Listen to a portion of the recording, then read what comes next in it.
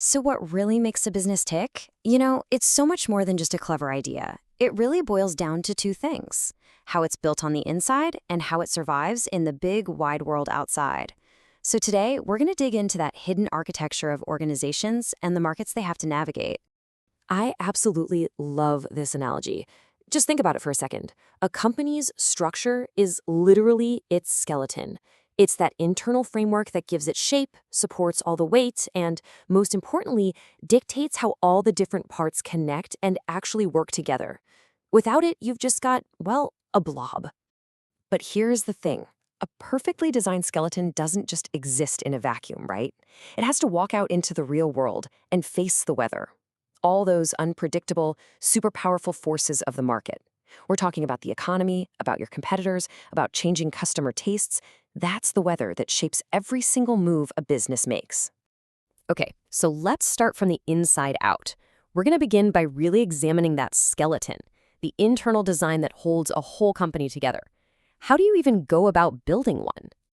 At its very core, organizational structure is the official blueprint. It's the org chart you see on the wall, it's the chain of command, and it answers those really fundamental questions like, who do I report to and what is my team actually responsible for? Essentially, it's how you create order out of what could easily become chaos.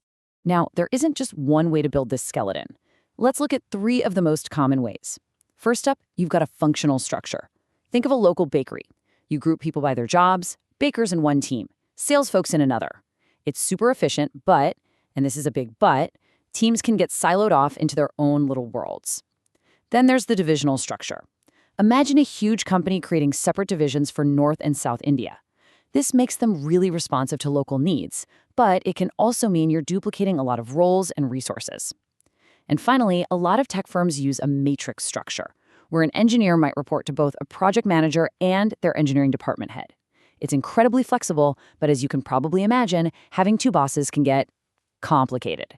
Within any of these structures, you've got two concepts that are in this constant dance with each other: authority and responsibility. So authority is the right to make a decision, to command resources. Responsibility, on the other hand, is the obligation to get that assigned job done. They sound pretty similar, but trust me, they are critically different. And getting this balance right is everything. Seriously, giving someone authority without making them responsible for the outcome, that can be downright dangerous. But the reverse is just as bad. Giving someone responsibility for a task without giving them the authority to actually make decisions, that is a perfect recipe for pure frustration and ultimately failure. So, who gets to have that authority? Well, that brings us to another key design choice. In a centralized system, think of a college fest that's run by just one person. All the big decisions are concentrated right at the top.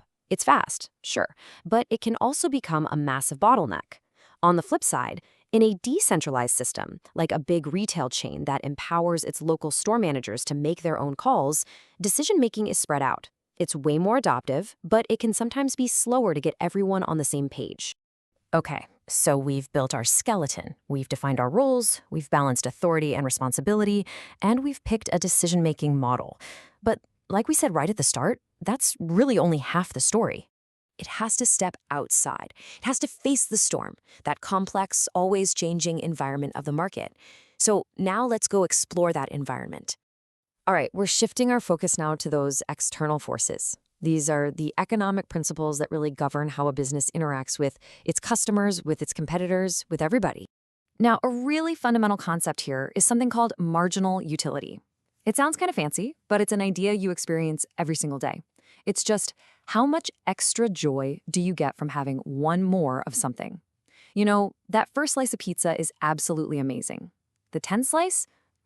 Not so much.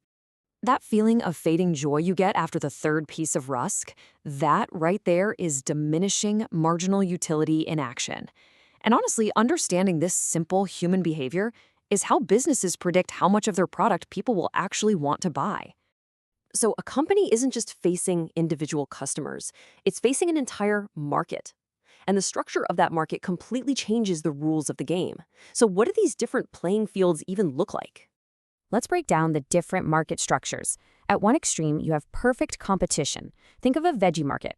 Lots of sellers, identical products, and no single person can control the price. Next up is monopolistic competition, where places like cafes and bakeries compete by offering something just a little bit different. Then you have an oligopoly, where just a few huge players, like our telecom companies, pretty much dominate the whole space. And finally, you get to a monopoly, like the railways, where there's only one seller. And you better believe, understanding which of these worlds you live in is absolutely key to survival. And that market structure, it directly impacts how you price your product. You could use simple cost-plus pricing, where you just add a markup. Or in a really crowded market, you might try penetration pricing, going in super low to grab market share fast. For a brand new, unique product, you could try skimming, starting with a high price and then lowering it over time.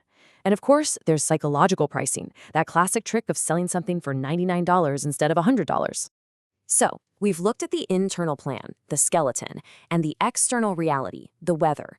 But how do we connect these two worlds? Well, this is where it all comes together.